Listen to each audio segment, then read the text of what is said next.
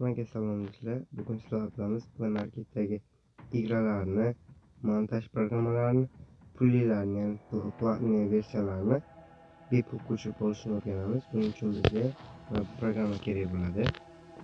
Hozir Play Marketdan platinum narsani sotib olamiz. Masalan, Keta Vice City, ya'ni Telegram versiyasini telefonda hozir ham chiqqan. Lekin platinum Play Marketda bu yerdan Auto Vice City Mazapos kompyuter menajit hozir esa telefonga ham chiqqan.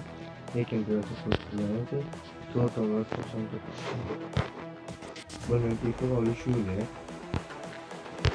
boshida ko'rsatilgan programma. Mana shu programma Apple bilan shuni qilamiz.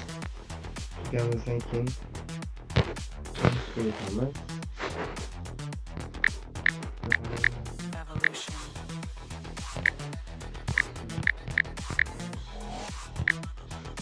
This is the future.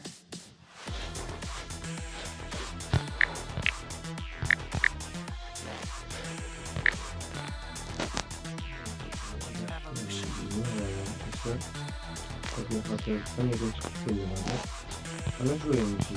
Play Marketda turganingizda $4.99 edi. Lekin bu yerda esa bepul. Buni bemalol 1,5 GB kursonka qilib maza qilib qo'ysalar ham bo'ladi sizlar.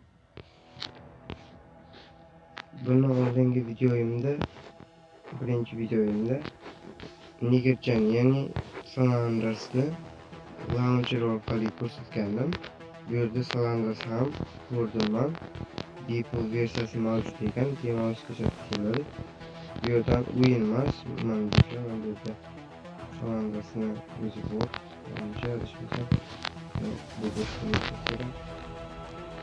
Bu yerda montaj programmalari, ko'proq montaj programmalari Play Marketda pulli versiyalari bor.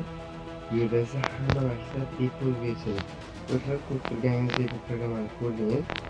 Buni men skechab qo'yishni Telegram kanalimni tashlab qo'yaman. Xohlasangiz o'sha yerdan skechab qo'yinglar. Yo bo'lmasam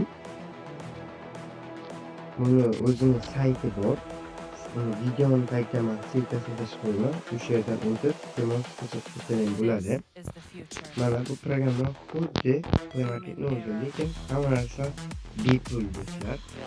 Agarda video yoqqan bo'lsa, like bosib qo'llaverasizlar.